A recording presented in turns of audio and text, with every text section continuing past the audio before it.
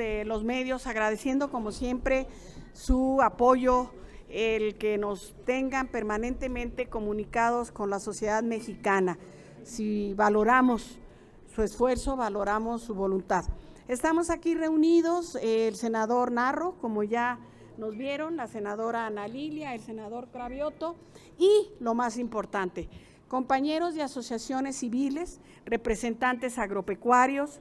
También están con nosotros representantes especialistas de CONACYT y estamos en permanente trabajo con los grupos de productores, campesinos, agricultores, aclarando dudas, aceptando comentarios y sobre todo haciendo esfuerzo conjunto para llevar a buen fin la iniciativa de ley, que no nada más es de la senadora Ana Lilia, sino que también son de otros grupos parlamentarios, para ir disminuyendo, regulando todas las sustancias que contaminan nuestro suelo, nuestro aire, nuestras aguas. Son años en que se han desparramado, literalmente regado, estas sustancias y que estamos sufriendo las consecuencias. Me preguntan algunas personas vía correo electrónico, chat, que dónde me documento. Pues en la gente, en mi pueblo, no es necesario pasarles la bibliografía. En un pueblo que sufre de cáncer, de Parkinson, de enfermedades renales, de malformaciones congénitas y que nadie hasta la fecha se ha preocupado para decir por qué estamos tan enfermos. Por eso les agradezco a todos y a todas su participación, su presencia, su acompañamiento y le cedo la palabra a la senadora Ana Lilia, que estoy segura que va a llevar a buen fin esta iniciativa que tiene años estancada, senadora.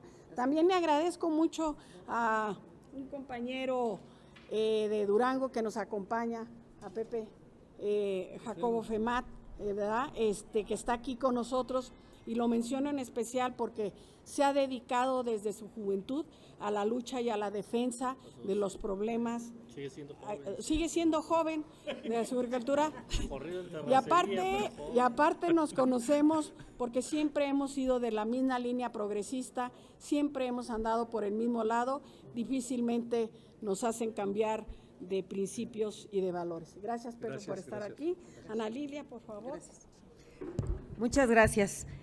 A los senadores que nos acompañan, senadoras, organizaciones con quienes estamos trabajando, interrumpimos unos minutos nuestra labor para venir a platicar con ustedes, porque hoy nuestros invitados especiales son especialistas del CONACYT, para responder todas las dudas que los medios puedan tener, rumbo a la discusión del dictamen que en materia de salud pretende, si así lo deciden los senadores y senadoras, crear un marco jurídico general de prohibición progresiva de plaguicidas altamente tóxicos y la generación de una regulación de bioinsumos. Hay dudas que ahorita yo voy a replantear aquí a partir de donde pido a CONACYT que nos respondan y después escucharemos la de los periodistas, si ya existen sustitutos del glifosato. O sea, no solamente estamos hablando de una sustancia, hablamos de plaguicidas altamente tóxicos. ¿Cuáles son?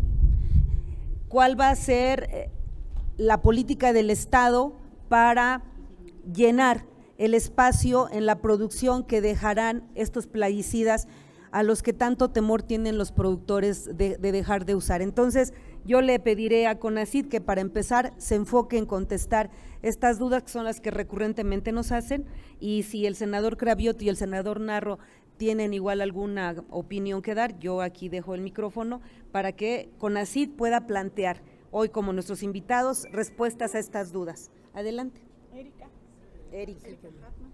Erika Hartmann es directora de Políticas y Normativa de la Secretaría Ejecutiva de Cibiogem de CONACYT. Muchísimas gracias. Muchas gracias a todos y todas por estar aquí con nosotros el día de hoy. Primero los saludo de parte también de mi directora general, la doctora María Elena Álvarez Builla Roses, que, bueno, pues como ustedes saben, tiene un gran compromiso con este tema, con el cuidado de la salud, con el bienestar de la población, con la salud ambiental también y sobre todo con la alimentación sana, suficiente, nutritiva, de calidad, culturalmente adecuada, que es lo que queremos para la soberanía alimentaria de este país.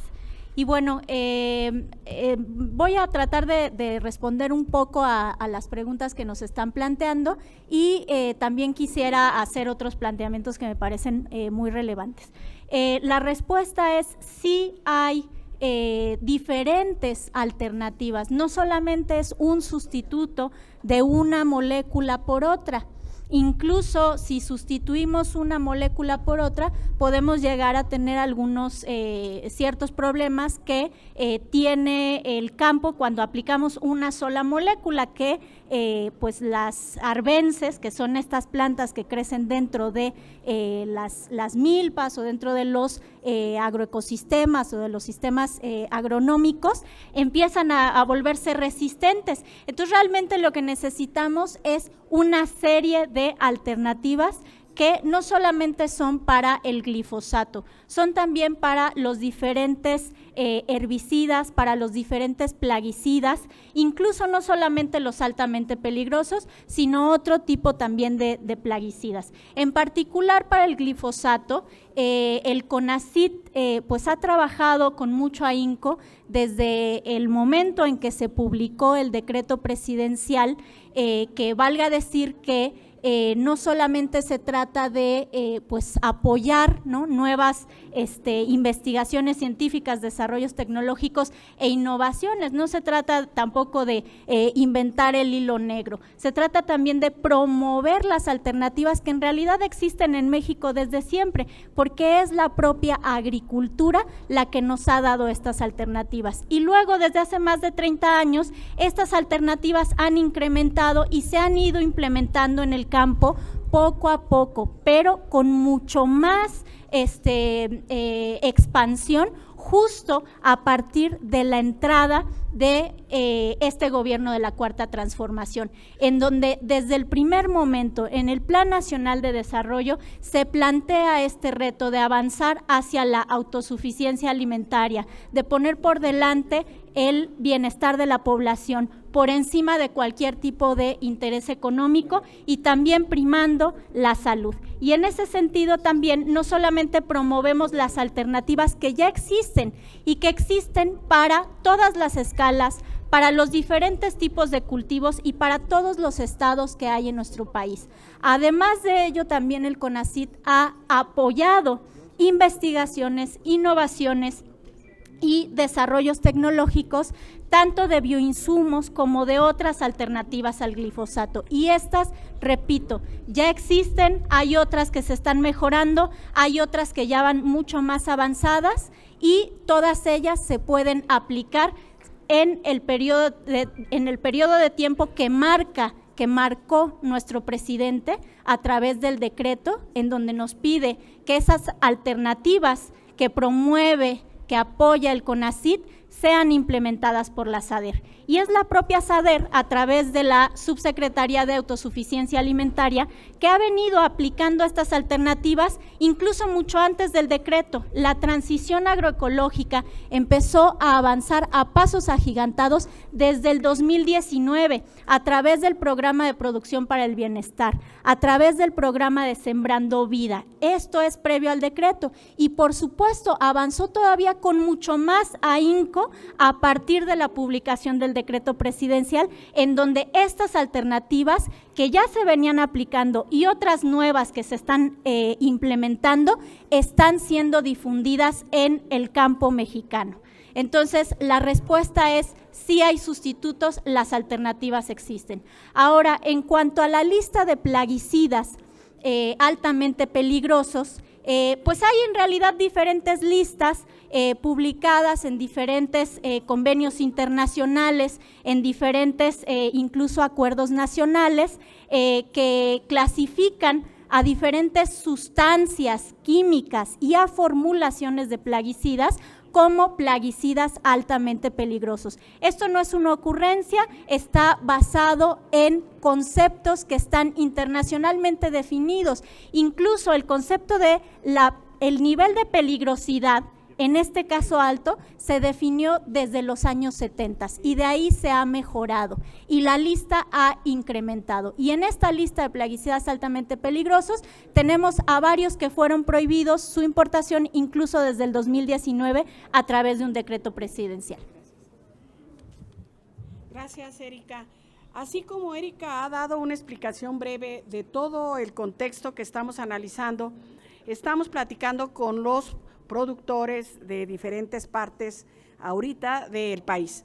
Y lo hicimos ayer con otros productores y lo hicimos antier con otros productores y otros campesinos. Han sido mes y medio, casi 2 meses, en donde diariamente recibimos la opinión de todos y de todas. En ese sentido, no sé si quiera que nos pregunten los compañeros periodistas o alguien más. De una vez para hacerlo más dinámico. Claro que sí, senadora. Les pregunta Andrea Becerril, de La Jornada. Gracias, buenas tardes. Bueno, son varias preguntas. Una es para la investigadora de CONACYT. Quería saber si de aquí a enero del 2024, en que vence el plazo establecido en el decreto del presidente, ya estarían listos los nuevos bioinsumos que van a sustituir a los altamente peligrosos para que estos ya en definitiva dejen de aplicarse. Porque incluso en una de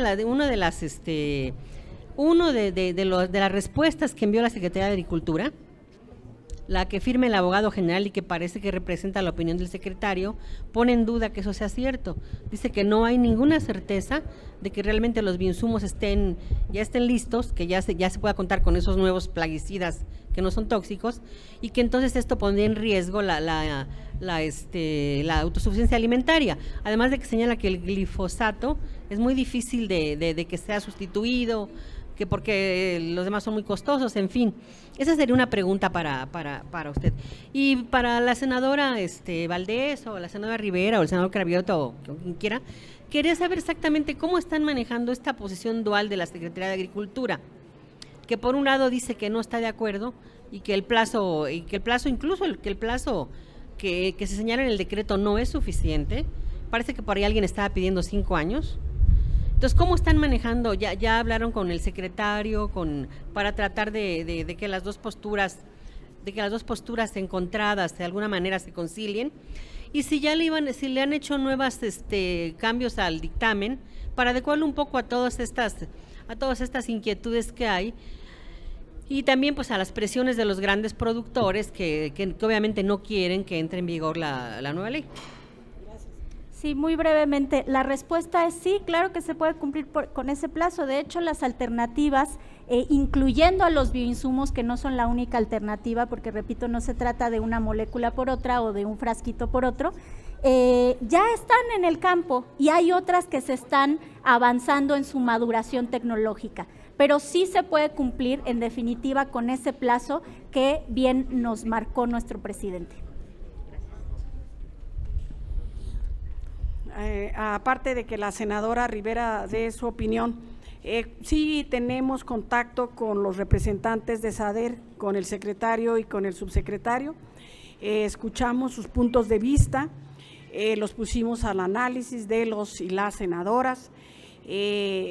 Algunos sí creen que si llevamos esta iniciativa más adelante, si se la creen, pudiéramos correr riesgos en la alimentación de los y las mexicanas.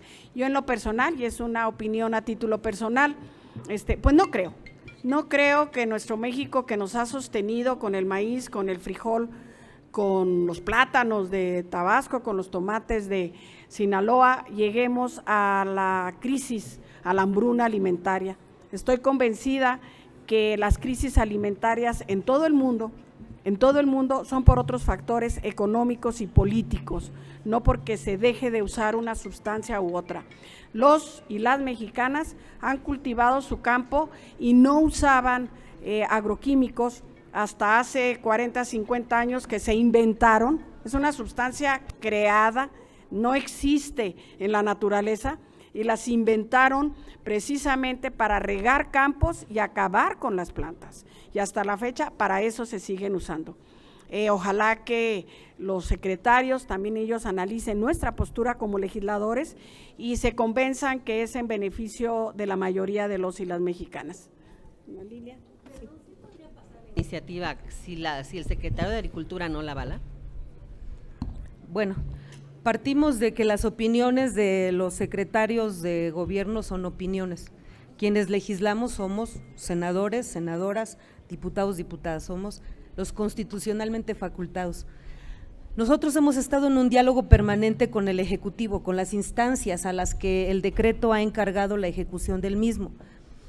También hemos hablado con la instancia adecuada en SADER.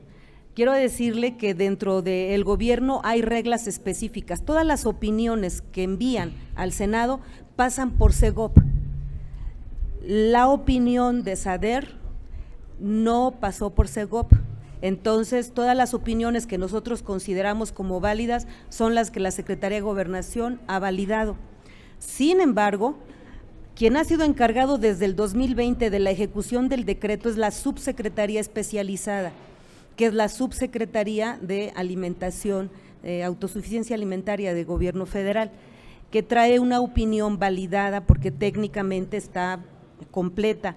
Sin embargo, tomando en cuenta la opinión del secretario de Agricultura, quien sobre todo tiene una observación en los plazos en los que se habrá de ejecutar la prohibición y su progresividad de los plaguicidas, fue tomada en cuenta ya en el dictamen que se ha modificado, para que no sea una camisa de fuerza.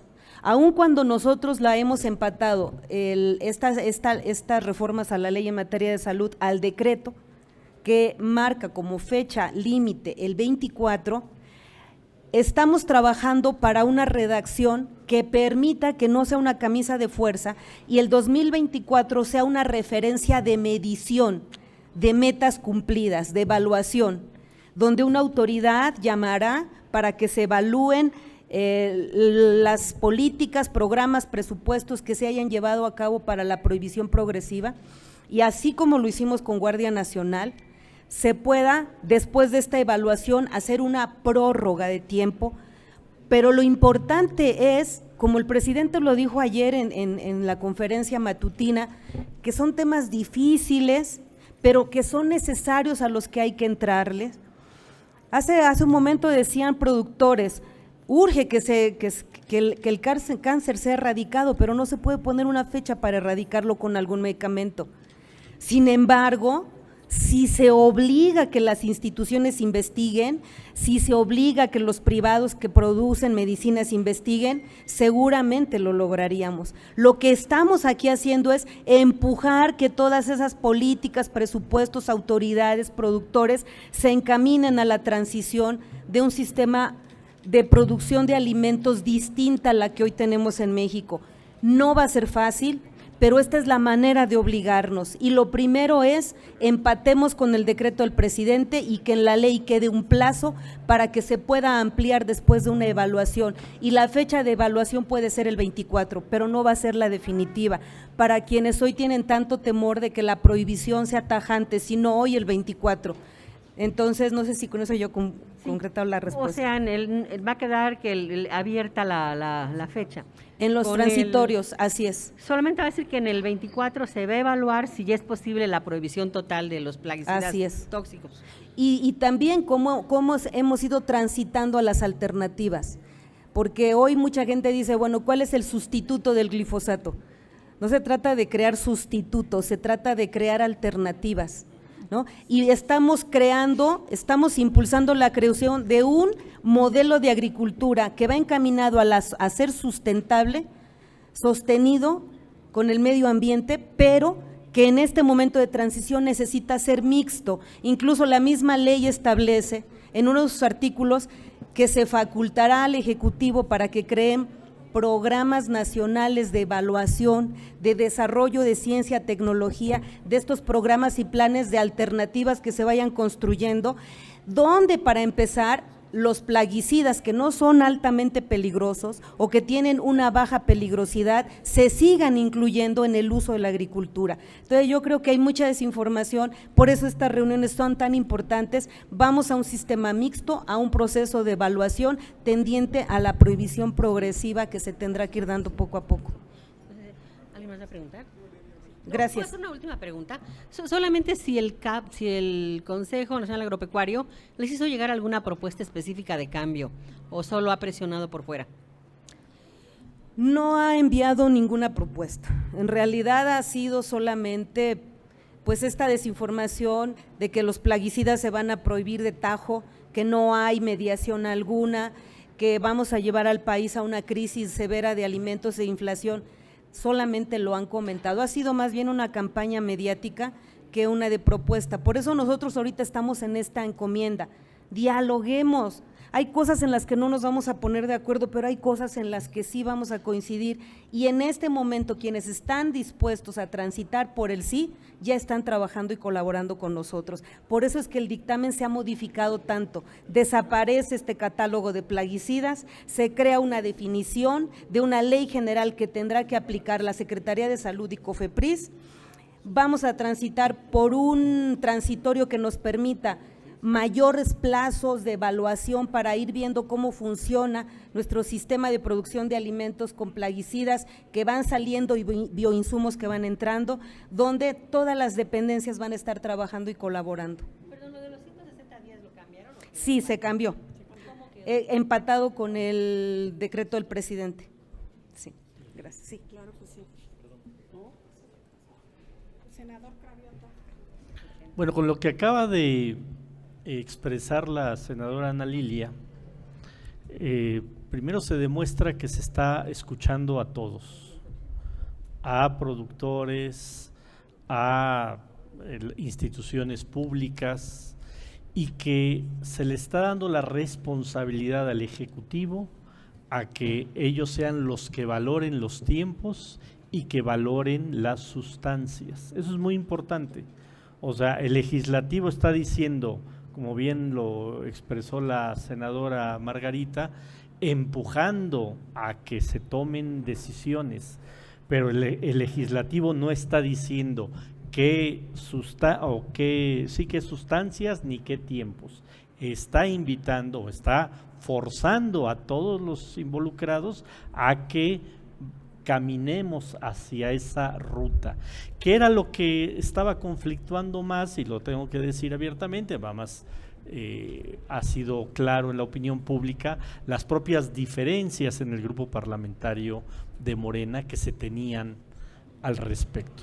Con esta decisión y con este avance que la senadora promovente y la presidenta de la Comisión de Salud están avanzando, creo que ya no va a haber dificultades al interior del grupo parlamentario de Morena para que todos acompañemos este dictamen. Estamos demostrando como grupo mayoritario que podemos escuchar, que podemos mejorar las iniciativas y que la discusión fuerte que se dio en el grupo y que se escucharon todas las voces se está resolviendo de manera correcta. Aquí yo también creo que la senadora Margarita tendría que también informar la nueva fecha de la reunión de las comisiones, porque también es importante que se escuche, porque, insisto, a diferencia de otras legislaturas y otras mayorías parlamentarias, en este caso el ejemplo que está dando el grupo parlamentario de Morena es muy contundente. Escuchamos a todos, podemos modificar las iniciativas para generar el mayor de los consensos en favor, primero y antes que nada, de la salud de las y los mexicanos y por supuesto de la producción de alimentos y del abasto de alimentos para el pueblo de México. Gracias, senador. Efectivamente, les iba a informar ahorita de que hemos estado escuchando las opiniones, Andrea, las solicitudes, las expectativas, que somos flexibles, nos estamos adaptando. La reunión para las unidas iba a ser el próximo lunes a las 4 de la tarde, pero por necesidades de la mayoría de los senadores que están en tránsito de sus estados a la Ciudad de México, la pospusimos para el miércoles 16 a las 3 de la tarde, terminando la sesión. También les quiero decir que estas reuniones han sido enriquecedoras con los productores, con las asociaciones. No nada más nos están dando elementos para modificar esta iniciativa, sino nos están dando pruebas muy contundentes de que la agricultura en México necesitamos apoyarla, necesitamos ponerle recursos, necesitamos ponerle voluntad, necesitamos ponerle ciencia, tecnología, para que siga creciendo en ese sentido. Les pongo como ejemplo una iniciativa que en lo personal, cuando platiqué con los productores de manzana en Durango, tomé. No es posible que estemos recibiendo manzanas de Estados Unidos con las sustancias que aquí estamos prohibiendo, así de simple. Aquí no queremos que se usen, pero sí resulta que estamos recibiendo manzanas que me decían ellos, ni en Japón las quieren, porque llevan veneno. Entonces, pero aquí en México sí. Entonces, esa es una de las iniciativas que estamos trabajando. La otra es seguir subsidiando de una u otra forma con los seguros catastróficos en las cosechas que se echan, pues que son sujetas a las tormentas, a las granizadas y demás. Una iniciativa que traemos con otros grupos parlamentarios, darle seguridad social a los productores, a los campesinos, que son… Nomás les pongo como ejemplo, 100,000 aguacateros, 100,000 personas que se dedican a producir el mejor aguacate de México y no tienen en el mundo, en México y en el mundo, y no tienen seguridad social. Entonces sí tenemos mucha tarea que hacer con relación al campo mexicano. Tenemos más preguntas, senadora. Algunas preguntas se las envían reporteros vía remota y otros de reporteros que se encuentran aquí de manera presencial. Entonces, si ustedes me los permiten, las iremos intercalando. La siguiente pregunta se las hace Verónica Macías del Heraldo Televisión. Ella les escribe: el Consejo Nacional Agropecuario afirma que nadie conoce los bioinsumos que podrían sustituir al glifosato, que no se los han mostrado ni hay evidencia científica que asegure su efectividad para que no caiga la producción de alimentos en el país. También afirman que no hay evidencia científica que respalden los efectos del glifosato en la salud, como cánceres y otros padecimientos. La pregunta es, ¿sí existen estudios que confirmen estos graves efectos en las poblaciones que están en contacto directo con los plaguicidas? ¿Y para cuándo estarían presentando estas alternativas, ya que en 2024 se estaría eliminando el glifosato en los campos? Andrea va a contestar lo técnico, yo les contesto lo relacionado con salud. Jamás vamos a estar inventando causas, etiologías de las enfermedades. Está comprobado que son sustancias cancerígenas y no nada más, insisto, cancerígenas, sino que son causantes de muchas enfermedades que están a la alza aquí en México. Entonces, pues, sí la hay, la prueba científica de que son venenosas. A ver, se nos fue. Sí, bueno, pues qué bueno que sale esta pregunta porque parecía que ya estaba rebasado esto, pero no. Hay quienes todavía aseguran que el glifosato es inocuo. No es inocuo. Hay evidencia científica acumulada, contundente, libre de conflicto de interés, miles de estudios que demuestran la carcinogenicidad del glifosato, su actuación como un disruptor endocrino, lo que altera nuestras hormonas y que también afecta el sistema reproductivo, además de manera transgeneracional, o sea que una persona expuesta puede heredar hasta 3 generaciones estas estos problemas de salud. También afecta a diferentes órganos, incluso hay un estudio muy reciente, porque les quiero decir que cada mes se publican de 4 a 6 nuevas investigaciones científicas libres de conflicto de interés en revistas científicas reconocidas, indexadas, les decimos nosotros, que demuestran los daños. Y recientemente salió una en donde justamente se dice que el glifosato incluso penetra la barrera hematoencefálica de nuestro cerebro, que es una barrera que tenemos para que nos proteja. Y una vez adentro de nuestro cerebro, lo que hace son ciertas transformaciones. No me voy a detener en los detalles científicos, pero esto lo que causa es una mayor propensión al Parkinson. Este es un estudio muy reciente que acaba de ser publicado. Y en cuanto a la situación de los bioinsumos, es que el CONACYT ya los ha publicado, los ha promovido. Hay un ecosistema nacional informático de soberanía alimentaria con el capítulo de glifosato, en donde ya se han publicado justamente las diferentes alternativas, pero hay más. El CONACYT está trabajando en más bioinsumos y además esto se le ha dado a conocer a la SADER, que es la instancia encargada de la implementación de esas alternativas. Quisiera muy brevemente ceder la palabra a mi compañera, la doctora Edith Calixto, que puede decir un poco más muy brevemente acerca de los bioinsumos. Por favor. Muy rápido. Aparte de lo que va a decir, pásate. Miren, en México pasan muchas cosas y no las sabemos y no nos damos cuenta y no nos dejan que nos demos cuenta.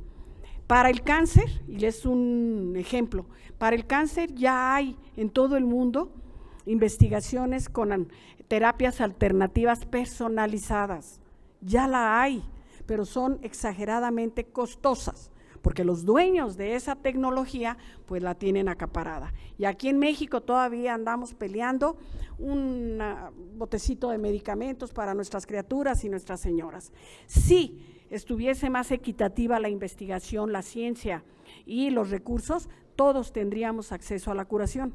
Me voy al problema de los venenos al suelo. Claro que los hay.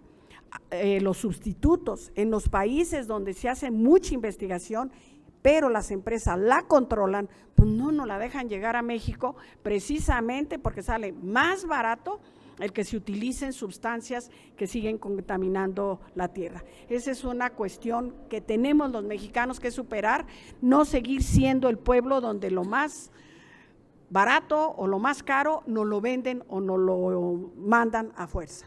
Gracias, Andrés. Gracias. Pues buenas tardes. Respondiendo a esta pregunta, quisiera mencionar que efectivamente hay muchísimas alternativas para buscar opciones de bioinsumos en el país. Simplemente se tiene una base de datos ya en el país sobre los productores de bioinsumos en México, en donde están registrados más de 600 productores de diferentes tipos de bioinsumos. Estos bioinsumos pueden ser de diferentes tipos, bioherbicidas, bionematicidas, de diferentes naturalezas. Entonces, invitaríamos a los que no lo tienen en conocimiento, pues que visitaran este tipo de bases de datos en donde se puede encontrar no nada más los nombres de los productores, sino también su ubicación geográfica, el tipo de productos que se están generando. Al respecto también mencionaría, y complementando la intervención anterior, es que efectivamente hay también algunas alternativas que ya se tienen a nivel mundial y también incluso ya en circulación en México, ya listas para la venta, digamos, ya productos comercializables, que sí son productos bioinsumos. Tenemos un análisis que se realizó de parte de algunos investigadores en México, en la que se hizo un análisis de vigilancia tecnológica, en la que se hace una revisión a nivel mundial de cuáles son las alternativas que se existen.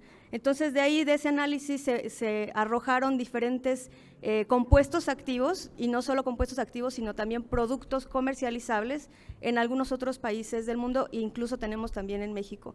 Estos tienen algunos compuestos activos, como se los puedo mencionar muy rápido: ácido cáprico, ácido caprílico, por ejemplo, gordolobo, aceite de coco, resina de pino.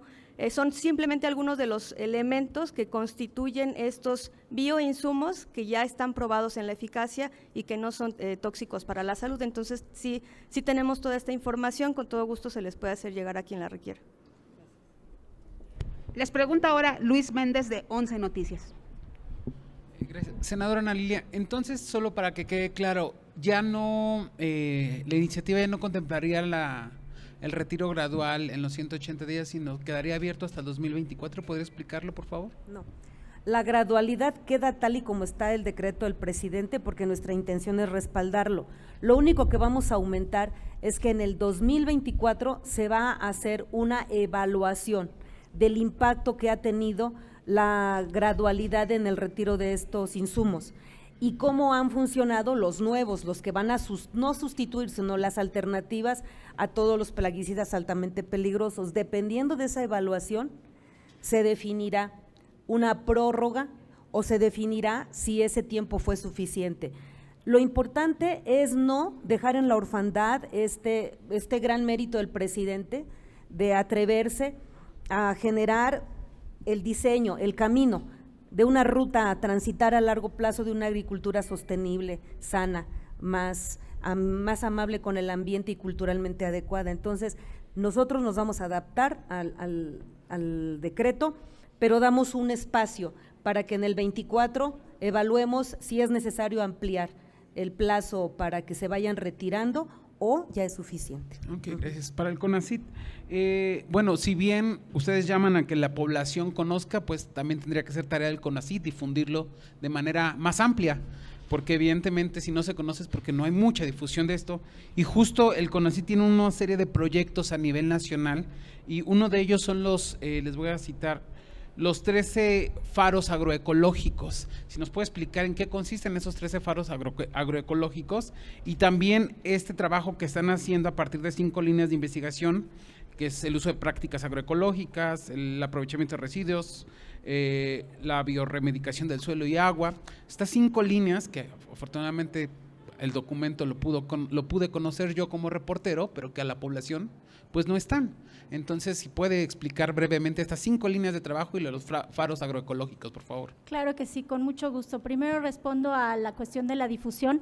Siempre hace falta mucha difusión, o sea, necesitamos aquí una difusión pues a todas las comunidades, necesitamos la implementación, incluso más que la difusión, la implementación de todas estas alternativas a los diferentes plaguicidas, ¿no? En cuanto a las labores de difusión que se han llevado a cabo actualmente, es la impresión, porque se generaron 21 gacetas justo de manejo ecológico o manejo agroecológico integrado de arbences, y estas 21 gacetas contienen experiencias propias de productores de pequeña, mediana y gran escala, además de que contiene la descripción de varias de las alternativas, incluidos algunos de los insumos, incluidas algunas de los proyectos que usted está preguntando en este momento.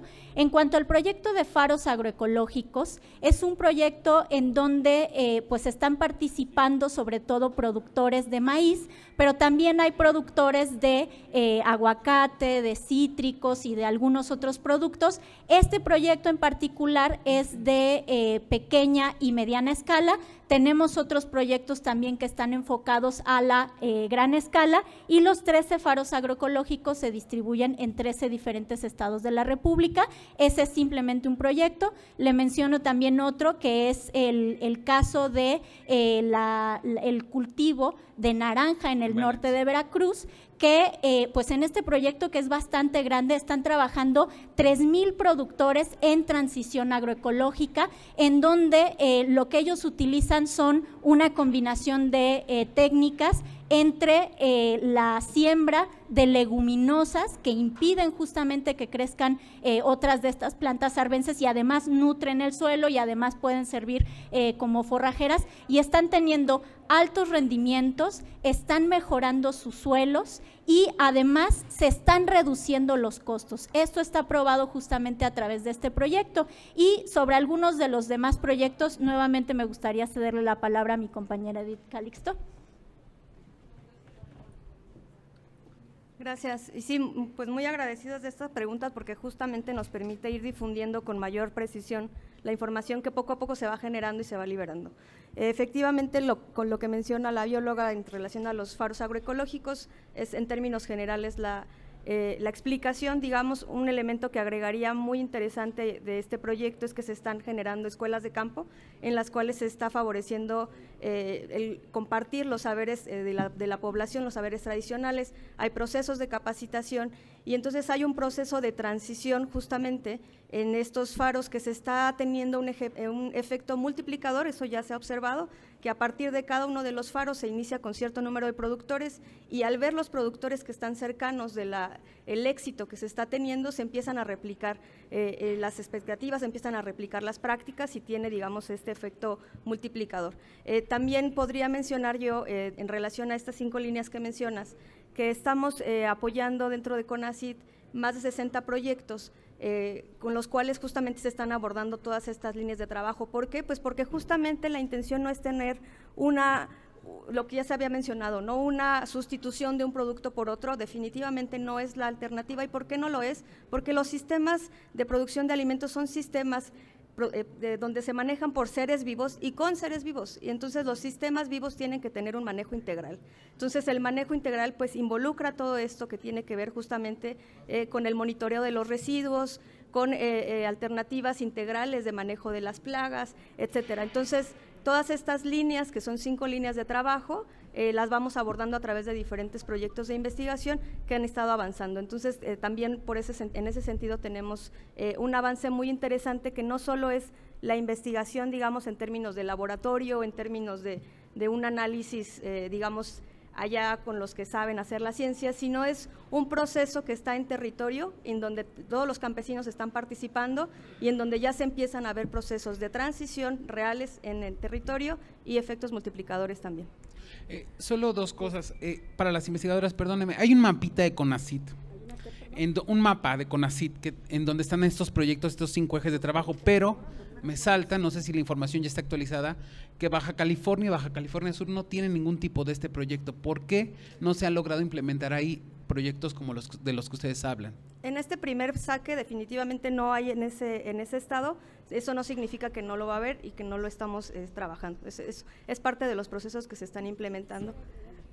Quisiera nada más agregar que el CONACYT no está solo en esta transición agroecológica y en la búsqueda de alternativas y en la implementación de alternativas. Realmente en todo el país están documentados varios casos justamente de éxito de diferentes tecnologías, ya sea orgánicas, ya sea tradicionales, ya sea agroecológicas, y eso sí que abarca todo el país. Entonces, esa información, por ejemplo, también se complementa muy bien porque estamos trabajando en el gobierno federal de manera interinstitucional, no es solamente el CONACYT, y en el caso de Baja California hay, de manera muy reciente se publicó en redes sociales un video de una empresa justamente de hortalizas y de berries que con toda la tecnología, digamos, orgánica, pero también agroecológica, tiene altos rendimientos. Entonces, hay experiencias en realidad en todo el país, repito, en todas las escalas de producción.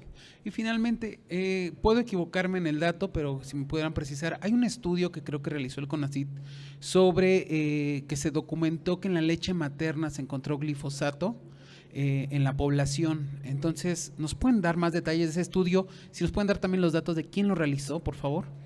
Claro que sí. Mira, ahorita no traigo el nombre específico de la persona que realizó el estudio porque en realidad no es solamente uno. La documentación de la presencia de glifosato en leche materna ya ha sido en varios estudios. Hay uno muy reciente que con mucho gusto, por supuesto, les podemos compartir y pues hago también el comercial, digamos. Tenemos un compilado de información científica sobre glifosato en donde se encuentran todos los datos que ustedes quieran acerca de los daños que causa el glifosato y la presencia de glifosato no solamente en leche materna, la presencia de glifosato en la sangre, en la orina de niños, ¿no?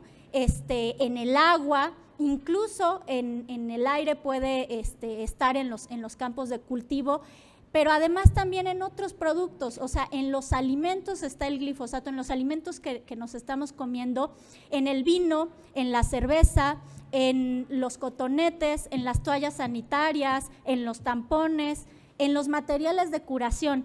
El glifosato se ha detectado por diferentes estudios en muchos lados. También otro estudio muy reciente que quiero mencionar es un estudio de una instancia gubernamental de salud de Estados Unidos que a través de una encuesta documentó que el 90% de la población de Estados Unidos tiene glifosato en su orina. Gracias. Gracias.